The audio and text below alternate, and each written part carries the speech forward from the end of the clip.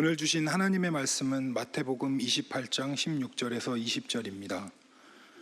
11 제자가 갈릴리에 가서 예수의 명하시던 산에 이르러 예수를 배웁고 경배하나 오히려 의심하는 자도 있더라. 예수께서 나와 일러 가라사대 하늘과 땅의 모든 권세를 내게 주셨으니 그러므로 너희는 가서 모든 족속으로 제자를 삼아 아버지와 아들과 성령의 이름으로 세례를 주고 내가 너희에게 분부한 모든 것을 가르쳐 지키게 하라. 볼지어다 내가 세상 끝날까지 너희와 항상 함께 있으리라 하시니라. 아멘.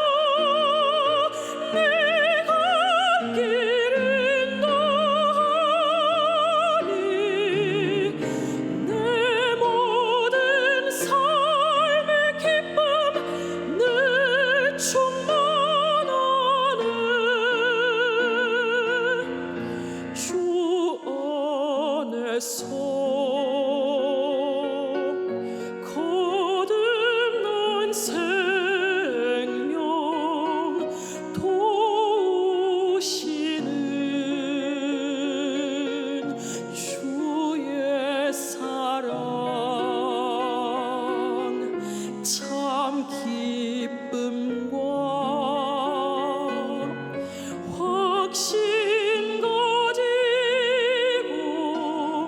주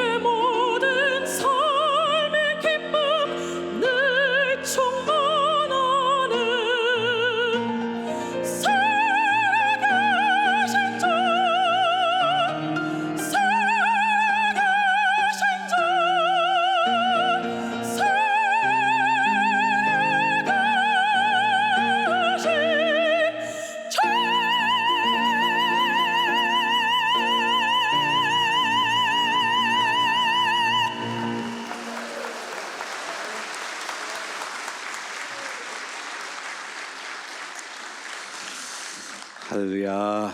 오늘 특성 불러주신 우리 이민서 소프라노, 우리 중앙 침례교회 출신이고, 혹시 우리 중앙 기도학교 출신이에요? 예, 우리 학교 나온 자랑스러운 졸업생입니다. 참 저는 빌리그람 목사님이 이 말씀하셨어요. 설교하는 사람은 30분 동안 새 설교를 하려고 엄청나게 일주일 내내 고민하고 몇 주 동안 고민하고 열심히 해서 설교를 만들어 말씀을 주님 앞에 그리고 성도님들에게 은혜 끼치려고 합니다. 근데 특송하는 사람은 3분 부르는데 매번 박수 받고 그러는데 설교를 해도 박수 한 번 쳐준 적은 없으세요? 아니. 그렇게 박수 받으려고 하는 거 아니에요. 그런데 오늘 제가 특별히 우리 성가대 그리고 오늘 우리 이민서 자매의 노래를 들으면서 찬양을 들으면서 이미 은혜 다 받았어요. 그냥 축도하고 마칠까요? 왜 그러냐면 사실 영어 지금 막 부르신 그 독창곡은 영어로는 우리는 살아계신 주라는 제목으로 번역이 됐지만 사실 영어곡이고요. 영어곡의 제목은 Because He Lives예요. 그분이 주님이 부활하셨기 때문에 Because He lives, I can face tomorrow. 그분이 부활하셨기 때문에 난 내일을 볼 수 있다. Because He lives, 나는 아무 걱정이 없어. Because He lives, 나는 끝까지 승리할 수 있어. Because He lives. 부활은 여러분과 저에게 무엇을 줍니까? 부활은 어떤 영향을 끼칩니까? 우리 성가대가 찬양하신 것처럼 열방의 소망이 바로 이 부활하신 예수인데요. 열방의 소망이 우리의 소망이신지를 믿고 확신하는 아침이 되기를 주님의 이름으로 축원합니다. 1969년 7월 20일 전무후무한 인류 역사에 엄청난 역사적 사건이 일어났습니다. 아폴로 11호가 달에 착륙하여 인류 역사상 첫 번째 인간이 달에 발을 내렸습니다. 닐 암스트롱이라고 하는 11호 선장이었던 닐 암스트롱이 발을 내디디면서 사람에게는 작은 한 발자국이지만 인류에게는 큰 걸음이었다고 말을 했습니다. 이 역사적인 여기 대부분 안디옥 교회 성도님들은 제가 초등학교 이제 한 2학년 때 3학년 때 일이거든요.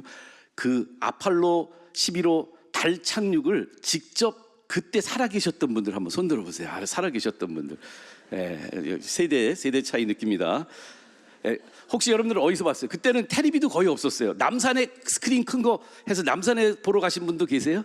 서울 사셨으면 남산에서 봤고 뉴스에서 봤고, 그렇죠? 우리 지금처럼 뭐 새틀라이트 뭐 이런 게 없었던 시기는 한데 그 엄청난 사건을 모두가 목격했습니다. 인류 역사의 전무후무한 사건이었습니다. 근데 제가 오늘 묻고 싶은 건 이거예요. 그 엄청난 일이 일어났는데 역사적인 사건으로 실제로 우리는 목격을 한 증인들인데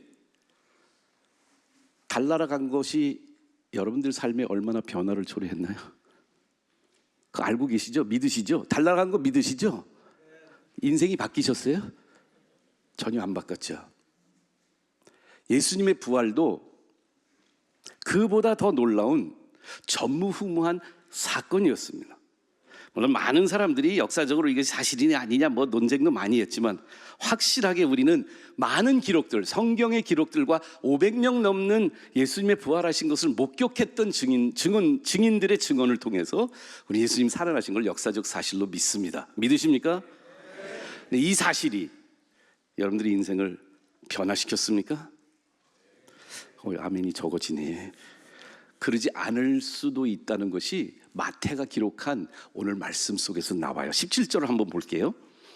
17절에 보니까 이 마태는 이제 28장에 부활하신 예수님의 부활 사건을 1절부터 20절 사이에 우리가 오늘 16절에서 20절까지만 봉독해 드렸습니다만 이 마태복음 28장이 예수님의 부활의 사건을 기록해 놓은 마태의 기록입니다. 그런데 이 28장의 이야기 속에 특별히 부활하신 예수님의 음성 말씀을 우리가 직접 듣게 됩니다. 물론 10절에도 예수님 말씀이 있습니다. 마태복음 28장 10절에 여자들에게 예수님이 부활하신 여자들을 만나는데 무덤에 나온 부활하신 예수님이 무덤으로 나온 여자들을 만나면서 10절에 무서워하지 말라라고 말하면서 가서 내 형제들에게 갈릴리로 가라 하라 거기서 나를 보리라라고 말씀을 하시고 예수님 갈릴리에서 처음으로 제자들을 만나세요.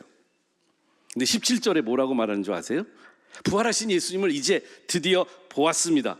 실제로 눈으로 보고, 물론 다른 복음서, 마태는 기록하지 않지만 다른 복음서에는 뭐 이 과정이 길었죠. 그래서 갈릴리의 마지막으로 승천하시기 전에 이제 예수님이 만나시고 오늘 말씀을 유언처럼 남기셨지만 그 전에는 도마도 그 골방에서 다락방에서 예수님 보지 못해서 처음에 오셨을 때 못 보고 그래서 손가락 옆구리에 내가 손을 넣고 내가 만져보지 않으면 못 믿겠다 이런 말까지 했잖아요. 마태는 이렇게 기록합니다. 17절에 예수를 배웠고 부활하신 예수입니다. 예수를 배웠고 경배하나 아직도 의심하는 사람들이 있더라. 단순히 역사적인 사건이었다면 예수님의 부활이 그 당시에 본 사람들에게는 어느 정도 임팩트를 줄 수 있었을 거라고 생각하지만 마태는 조금 더 적나라하게 우리한테 기록하게 있는 게 뭐냐면 부활하신 예수님을 눈으로 보고도 경배까지 하면서 마음속에 아직 믿음의 확신이 없는 사람들이 있었다는 이야기를 기록하고 있어요. 이 당시의 제자들만의 문제가 아니라 오늘 우리들도 같은 제자들과 같은 심정으로 살아가고 있지 않을까요? 매주일 부활하신 예수님을 예배하고 경배해갔다고 안디옥 예배를 드리고 있는 여러분과 저, 심지어 저까지도요. 예수님을 경배는 하지만 마음속에 이 부활이 어떤 의미가 있고 어떤 능력이 있고 어떤 파워가 내 삶의 변화를 초래할 수 있을까에 대해서는 사실은 의구심이 좀 있어요. 내 삶을 보니까요.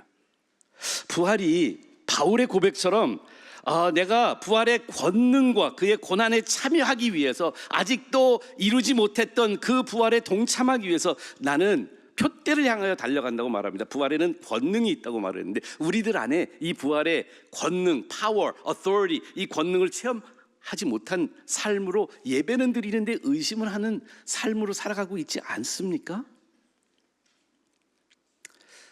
저는 우리들의 믿음의 미약함, 아니 한국 교회의 이 나약함이 어디서 나오느냐? 이 부활의 사건이 우리가 예수님이 어디 계신지를 못 찾아서 아직도 연약하다고 말씀드리고 싶어요. 좀 아리송한 말이에요. 예수님이 어디 계신지 잘 모르기 때문에. 무슨 말일까? 여러분들 우리가 그 지난 한 주간 동안 우리 안디옥 교회에서도 특별 새벽기도에 함께 참석해 주셔서 마태복음 26장에서 그 예수님이 마지막 한 주간, 그래서 우리가 이렇게 The Last라는 주제를 가지고 마지막이라는 주제로 마지막 부인, 마지막 배신, 마지막 신문, 마지막 시험, 마지막 만찬, 마지막 헌신, 이렇게 마지막을 지난주에 기억을 했습니다. 예수님 마지막 한 주간, 특별히 그 마지막 한 주간이 어디를 향해서 예수님이 지금 마음과 생각과 삶이 어디를 향해서 다 가고 계셨죠? 대답을 좀 해주시면 좋겠는데 그 마지막 한 주간은 포커스가 어디였어요?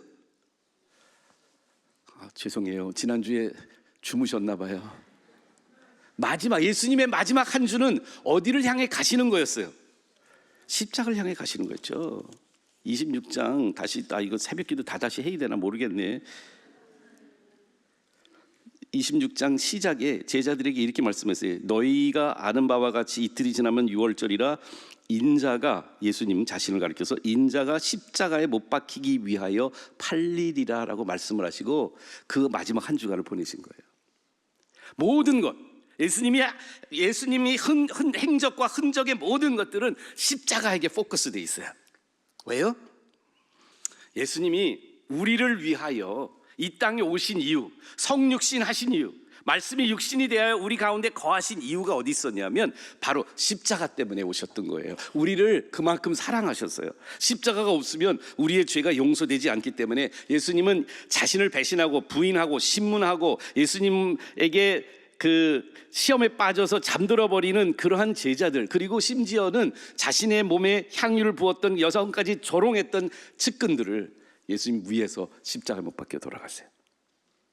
십자가는 우리의 죄를 대속하시기 위한 예수님이 마지막으로 행하셨던 가장 중요한 일이었어요.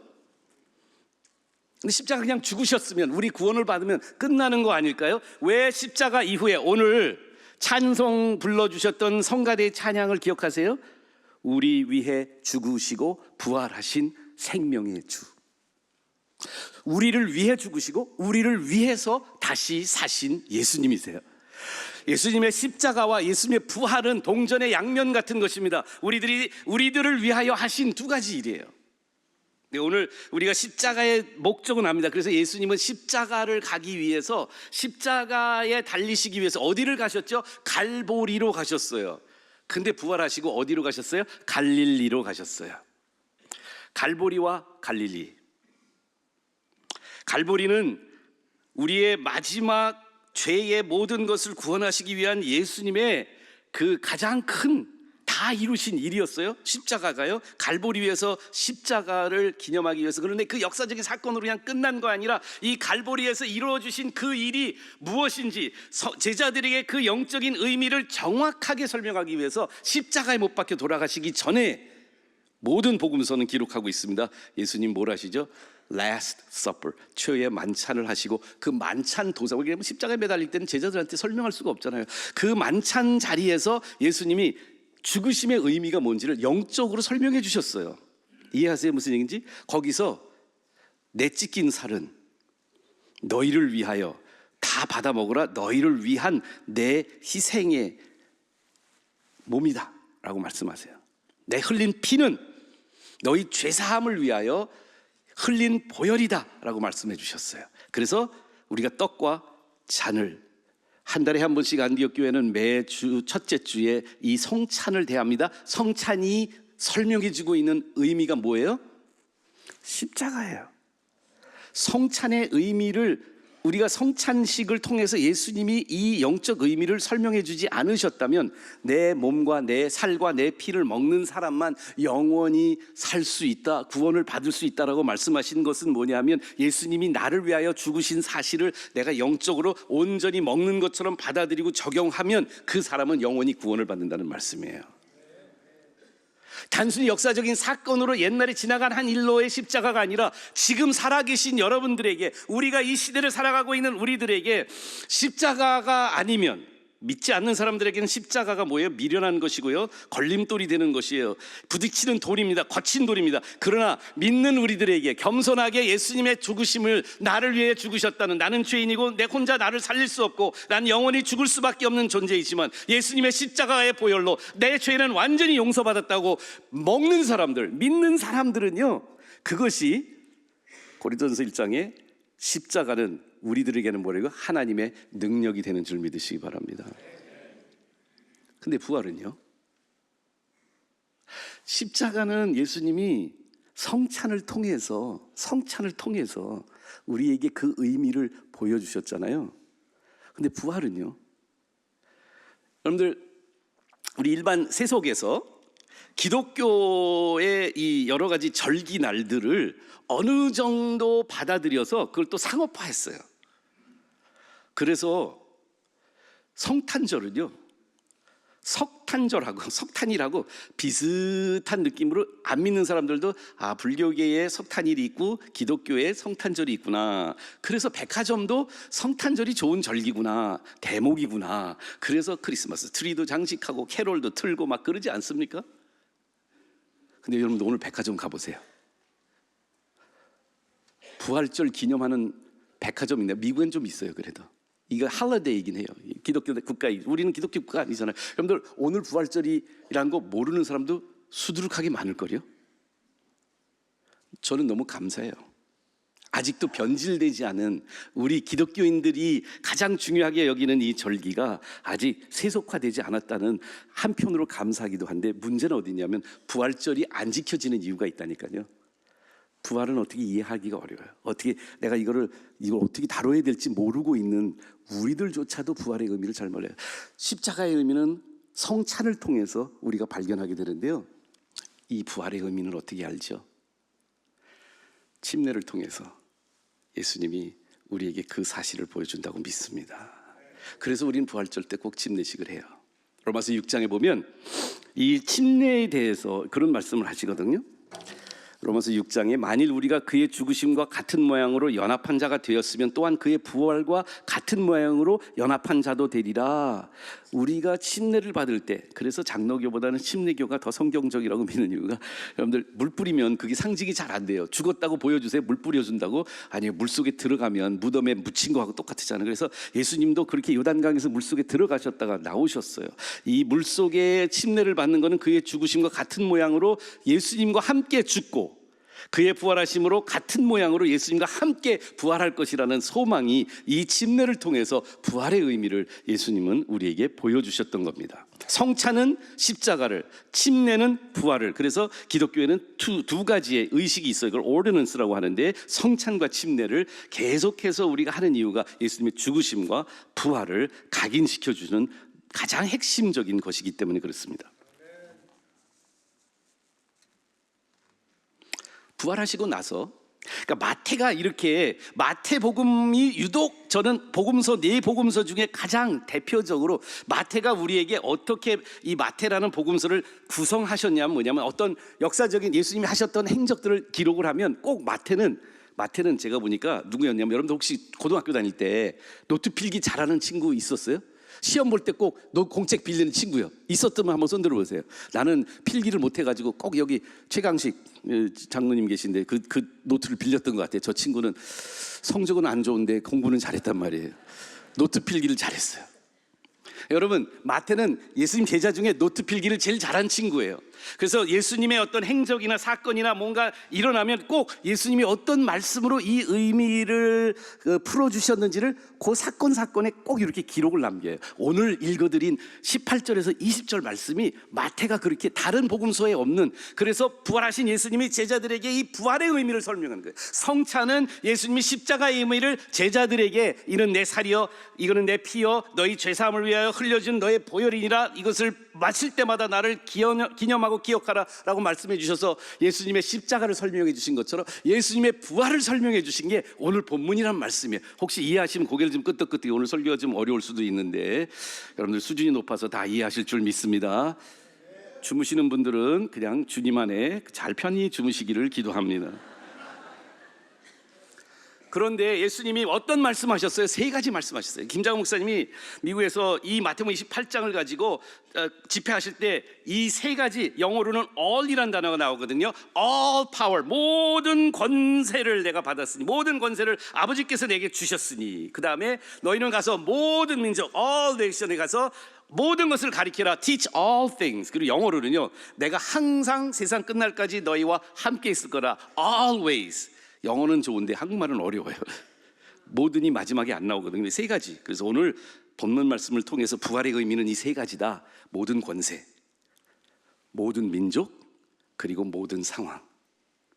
부활이 우리에게 능력이 있다면, 부활이 우리에게 변화를 초래한다면, 예수님의 부활이 그냥 옛날의 사건으로 끝나는 게 아니라 달나라 착륙한 거와 비슷한 정도의 임팩트가 나한테 없는 것이 안 되려면, 우리는 이 예수님이 부활에 대해서, 당신의 부활에 대해서 제자들에게 확실하게 각인시켜줬던 이 세 가지 all, 모든 것이요, 이 세 가지 all로 상징되는 부활하신 예수님은 저는 좀 이해하기 좋게 이렇게 말씀드려요. 예수님이 어디 계신지를 설명하신 거다. 한 10몇 년 전에 900만 부 넘게 팔린 책이 있습니다. 근데 글씨가 하나도 없어요. 근데 전 세계에 다 팔렸어요. 글씨가 없으니까 번역할 필요도 없잖아요. 그 책이 뭐냐면 Where is Wally? 월리를 찾아라. 혹시 아세요? 그림으로 그린 이게 줄무늬 입은 옷을 입은 월리 찾기 그림. 그 책이 베스트셀러로 팔렸어요. 근데 그 책의 저자는 그 그림을 그린 사람 뭐냐면 원리를 한 명을 그려놓고 그 책을 보면 사진들이 많아요. 근데 그 사진마다 원리가 어디 있는지 찾으면, 그러면 기분이 좋은 거예요. 그리고 원리를 어디 있는지 찾는 것에, 그 찾는 숨은 그림 찾기에 사람들이 꽂혀서 엄청나게 책이 많이 팔렸어. 근데 저는 오늘 예수님 말씀 속에서 그 세 가지를, 숨은 원리를 찾는 비밀처럼 부활하신 예수님이 어디 계신지를 그분의 말씀 속에서 발견한다면 우리는 새로운 능력으로 부활의 삶을 우리 삶의 권능으로 받아들이게 될 줄 믿으시면 아멘 하시기 바랍니다. 첫 번째 18절 말씀을 보겠습니다. 혹시 스크린에 잠깐 띄워주시면 우리 같이 읽었으면 좋겠어요. 함께 읽어볼까요? 시작. 예수께서 나와 이르시되 하늘과 땅의 모든 권세를 내게 주셨으니 라고 말씀하십니다. 하늘과 땅의 모든 권세를 내게 주셨다 이 말씀하시거든요. 여러분 이미 26장에 그 신문을 받으실 때 가야바 대제사장의 신문을 받으실 때 예수님이 네가 하나님의 아들이냐? 너 증인들이 여기 널 이렇게 막 거짓 증인했죠. 근데 증인들이 두 명이 나와서 너가 성전을 허물 거라고 네가 그렇게 말했냐? 너 성전 허물면 3일 만에 네가 진다고 말하지 않았냐? 막 이렇게 하면서 너 신성 모독하고 있지 않니? 너 하나님의 아들이야? 라고 물었을 때 예수님이 이런 대답을 하세요. 약간 동문서답이에요. 너 하나님의 아들이지? 너 메시아냐? 네가 말해봐 라고 가야바가 얘기했을 때 예수님이 대답은 이거였습니다. 내가 말하였느니라. 그렇게 말하고 26장 64절이에요. 내가 말하였느니라. 그러나 내가 너희에게 이르노니 이후에 인자가 권능의 우편에 앉아 있는 것과 하늘 구름을 타고 오는 것을 너희가 보리라 라고 말씀하세요. 여러분들 이게 동문서답 아니에요? 너 하나님의 아들이니? 예수님이 지금 어떤 말씀하거든요? 하나님의 아들이라는 질문에 예수님이 동문서답 같은 대답을 하는데 하나님 너가 앞으로 너희에게 이후에 내가 인자가 권능의 우편에 앉아 있는 것 구름을 타고 다시 오는 것을 너희가 보리라 라고 말씀하셨거든요. 그리고 부활하신 이후에 예수님이 제자들에게 부활을 설명하실 때 뭐라고 말하냐면 하늘에 계신 아버지께서 하늘과 땅의 모든 권세를 내가 내게 주셨다. 그럼 지금 어디 계실까요? 부활하신 예수님이 원리처럼 어디에 숨어 계실까요? 우리 눈에 보일까요? 우리의 영의 눈에 믿음의 눈에 보이는 예수님이 어디 계신 것이 우리에게 부활하신 예수님을 가장 파워풀하게 보여주신 줄 아십니까? 하나님 우편에 앉아 계세요. 지금 예수님 하나님 우편에 앉아 계시다고요. 가야바에게 그 이야기를 했는데 그들은 옷을 찢었어요. 근데 우리는 그 이야기를 듣고 하나님께 손들고 경배해야 됩니다.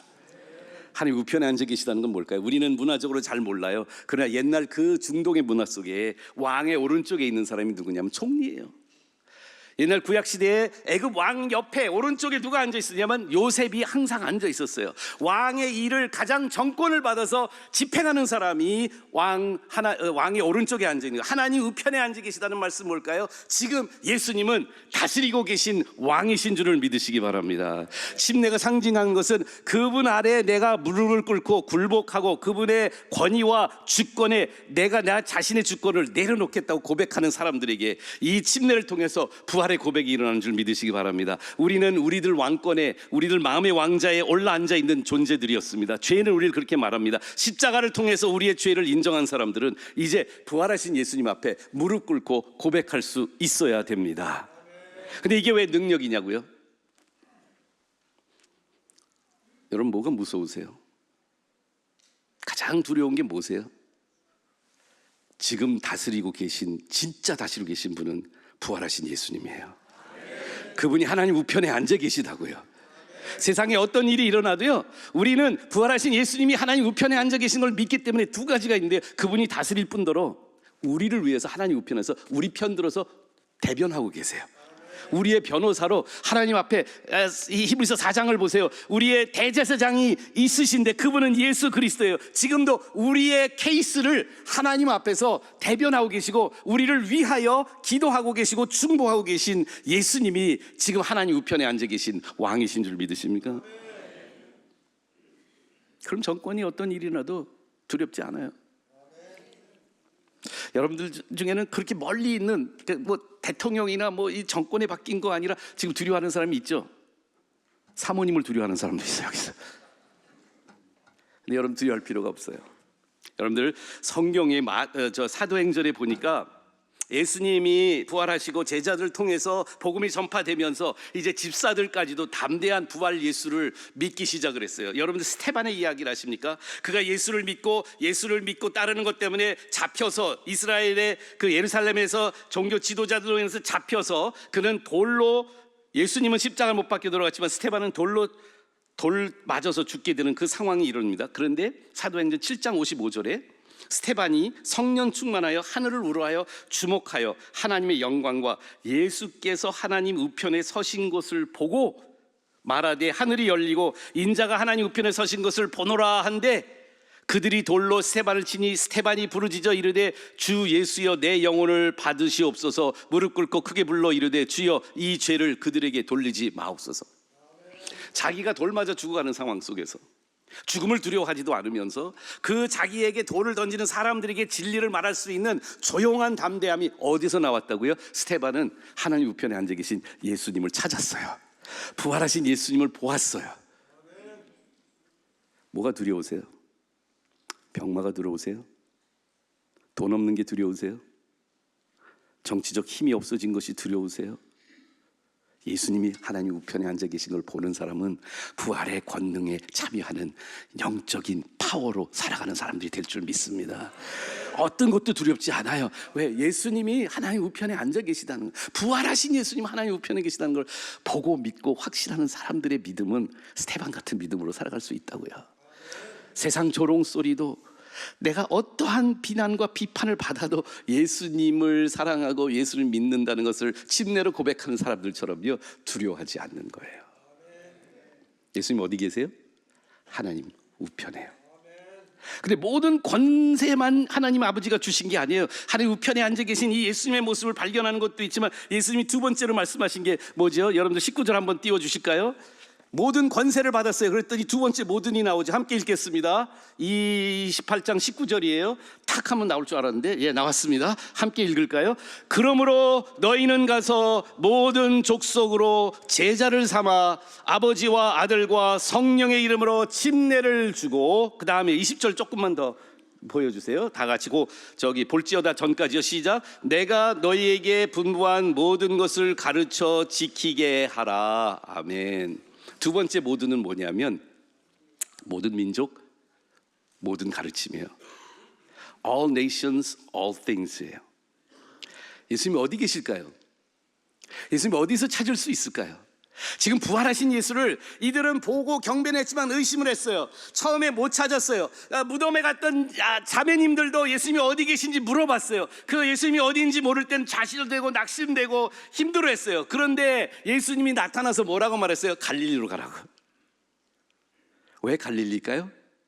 하필 왜 갈릴리일까요? 여러분들 생각해 보셨어요? 이미 부활하신 예수님이 갈릴리에 가서 무슨 일을 하시겠어요? 근데 갈릴리가 어디입니까? 예수님이 3년 동안 공생애를 시작하실 때 제자들을 만나시고 제자들을 부르시고 제자들을 가르쳐 주셨던 그곳이 갈릴리예요. 여러분들 예수님은 어디 계시냐고요? 지금 하나님 우편에 계시면서 동시에 어디 계시냐면 바로 제자 훈련이 일어나고 있는 우리들 사이에 계세요. 다시 말씀드려서 모든 민족, 모든 가르칠 것, 너희 모든 것을 분부한 모든 것을 가르치라고 하신 그 말씀 뭐냐 하면 예수님이 어디 계시냐면 그 제자 사역이, 제자 훈련의 사역이 일어나고 있는 교회 안에 예수님이 계세요. 부활하신 예수님을 정말 체험한 사람들은요 믿어요. 뭐냐 하면 예수님의 손이, 예수님의 발이, 예수님의 눈이, 예수님의 귀가 바로 내 옆에 있는 형제 자매라는 걸 확신해요.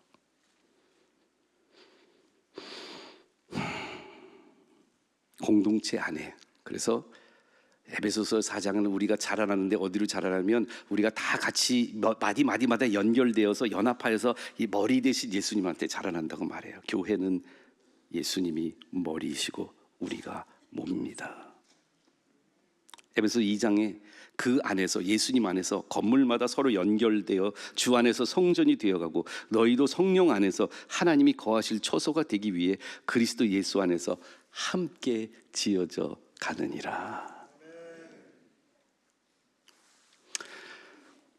그 말씀이요 28장 19절에서 20절에 나와 있는 대명사를 한번 보세요.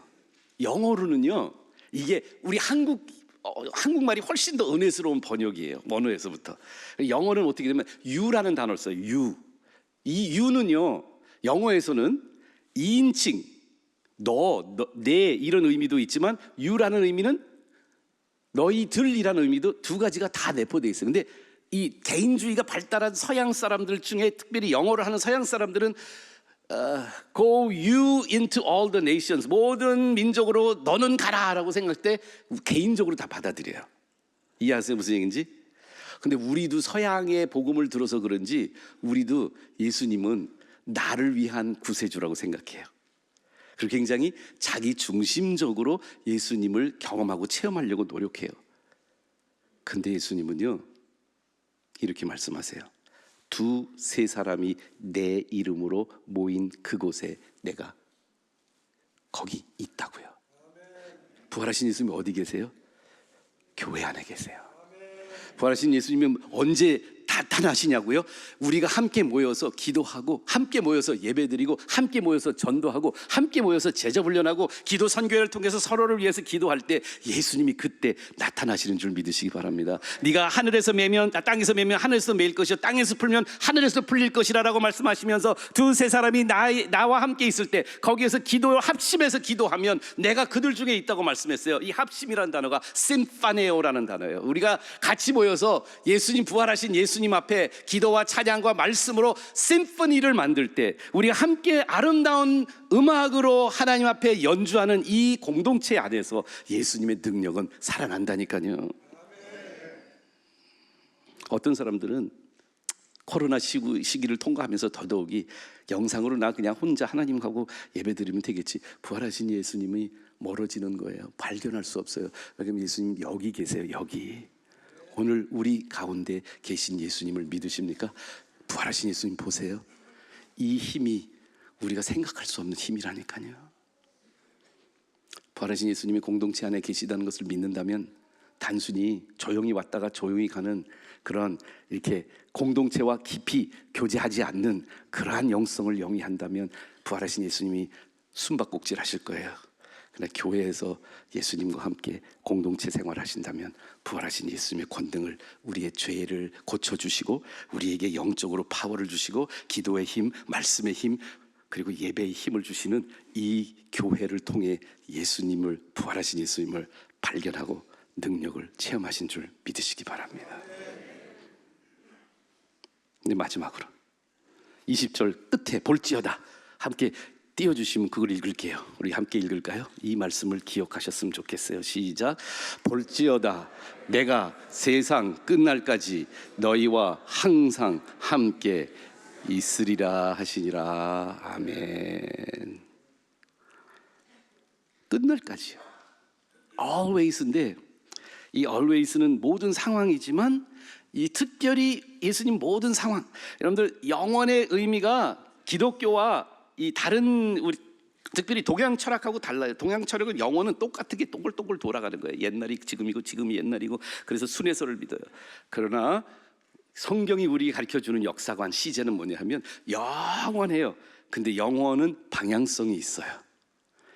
예수님이 돌아오실 그때가 반드시 계세요. 우린 지금이 중요해서 지금이 굉장히 대단한 것 같아서 그래서 우린 지금에 꽂혀서 살아가고 있습니다. 그러나 부활하신 예수를 정말 마음속에 믿고 부활하신 예수님을 찾고 있는 사람이라면 그 예수님을 어디서 찾을 거냐면 세상 끝날 다시 오실 우리의 재림왕 예수를 기다릴 겁니다. 여러분들 우리가 찾고 있는 예수님이 반드시 마지막에 승리하신 그 분께서 우리의 승리를 위하여 돌아오시는 백마 타고 오시는 그분, 신랑 되신 예수님을 맞이하는 기름이 가득 든 처녀들처럼 예수님을 기다리는 여러분과 제가 되시기를 축원합니다. 우리는 다 죽을 수도 있고 살아서 예수님의 재림을 볼 수도 있어요. 그러나 다 호련히 함께 나팔 소리와 함께 예수님이 다시 오시는 것을 기다리는 사람들이 될 수 있는 것입니다. 부활하신 예수님이 거기 계실 것이기 때문에요. 영원에서 영원까지 함께 계실 거예요. 여러분, 우리가 지난 일주일 동안 새벽 기도를 하면서 the last, 더 마지막을 봤거든요. 그래 예수님의 마지막이 시작이었어요. 예수님의 끝이 십자가가 아니었어요. 예수님의 마지막은 부활의 첫 시작이었어요. 무엇에 대한 시작이었죠? From the last to everlasting. 예수님의 마지막이, 십자가의 마지막이 부활을 통해서 영원, everlasting으로 영원히 살 수 있는 그 능력과 비전과 소망을 우리한테 주셨습니다. 그래서 오늘 성가대가 찬양했죠. 예수 열방의 소망. 제가 미리 말씀 안 드렸는데요, 지휘자님, 우리 그 찬양 한 번 더 부르고 오늘 예배를 마치면 어떨까요? 계세요, 지휘자님? 잠깐, 예, 오시면 하고, 안 오셔도 할 수 있을 것 같은데. 단주자님 올라오시고요. 제가 미리 말씀 못 드려서 너무 죄송한데 우리 함께 이 찬양 다시 한번 들으시고 그 다음에 우리 기도하고 헌금하는 시간 갖도록 하겠습니다. 지휘자님 계셔야 되는데 안 계셔도 할 수 있겠어요? 네, 일어나셔서 우리 함께 여러분들 가사를 우리 함께 보시면서 함께 찬양으로 이 말씀을 다시 한번 기억하셨으면 좋겠어요. 예수님은 열방의 소망이요 우리의 소망입니다. 누구요? 부활하신 예수님, 우리 위해 죽으시고 다시 사신 예수님을 찬양합니다.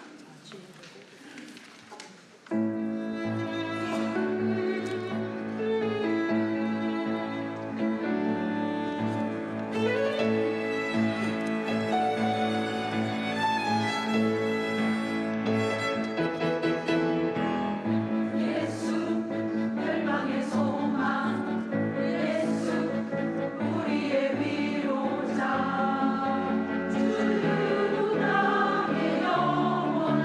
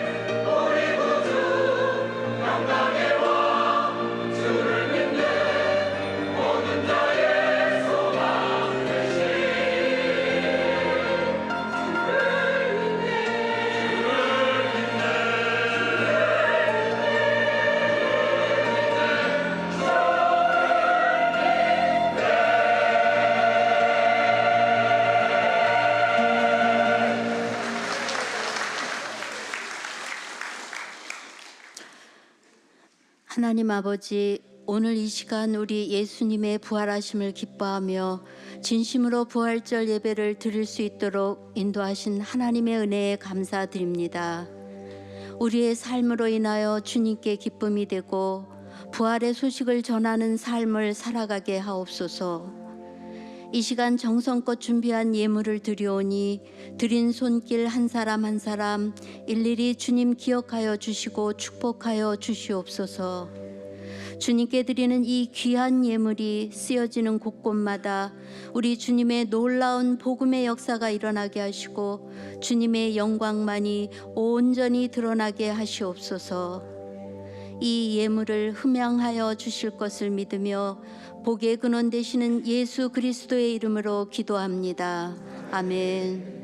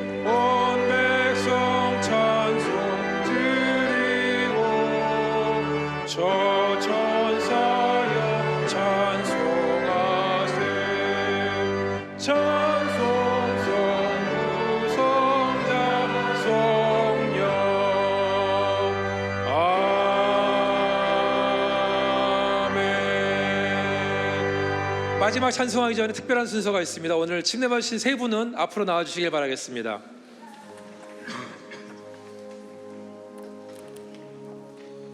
앞으로 저를 보고 서주시고요. 오늘 침례 받으신 분들 허정현, 백정은, 김수민 성도님들 계신데요. 먼저 교회에서 주는 침례 증서를 드리겠습니다.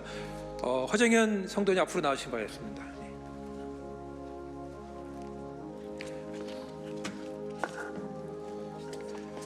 대독하겠습니다.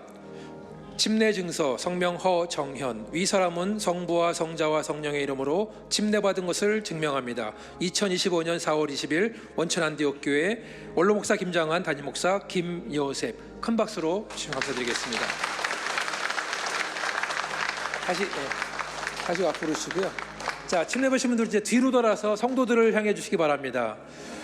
오늘 침례 주신 분들은 원천 안디옥 교회의 정식 교인으로 될 수 자격이 됩니다. 그러려면 여러분의 동의와 제청이 필요합니다. 허정현 성도 외 2명을 우리 교회 정식 교인으로 받아들이시기를 동의하십니까? 네. 제청하십니까? 네. 큰 박수로 환영해 주시길 바라겠습니다. 우리 주의 친절한 파리한 기세 찬양하면서 우리 꽃다발과 여러분들 장로님 원사님 나와서 한번 인사해 주시기 바라겠습니다.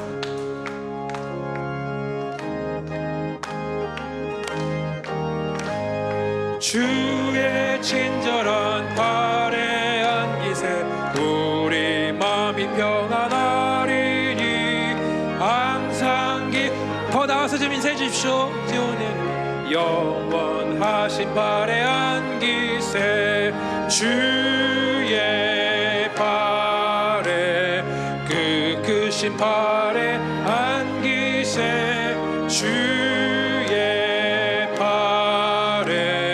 영원하신 화려한 기세. 큰 박수 보내주시기 바라겠습니다. 이제 마지막 찬송 할렐루야 우리 예수 찬송하신 다음에 축도하심 예배를 마치도록 하겠습니다.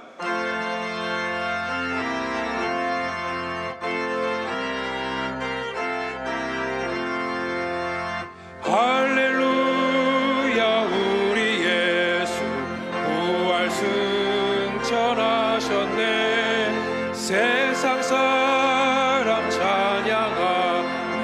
전사와 답하도다. 구주 예수 부활하사 사망 원세 이겼네. 구주 예수 부활하사 사망 원 3절 할렐루야 우리 예수 할렐루야 우리 예수 음과 뒤가 없도다. 무덤 속에 있는 죄인 주가 일으키시네.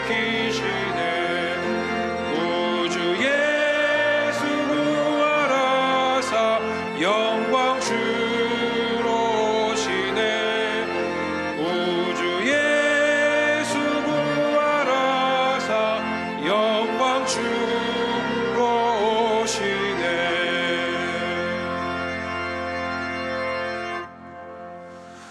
이젠 우리 주 예수 그리스도의 은혜와 아버지 하나님의 극진하신 사랑과 성령님의 감동감화 충만 인도하심이 죽음을 넘어 생명으로, 절망을 넘어 소망으로, 눈물을 넘어 기쁨으로 맞이하는 부활의 이 아침, 선교 140주년을 맞이하는 이 아침, 미국의 선교 중에 있는 우리 귀한 목사님의 사역 위에와 경영하는 믿음의 가정 위에와 열방의 소망이신 예수 그리스도를 믿고 주로 고백하며 나아가는 성도님들 머리 위에 이제로부터 영원까지 함께 계시기를 간절히 축원하옵나이다. 아멘.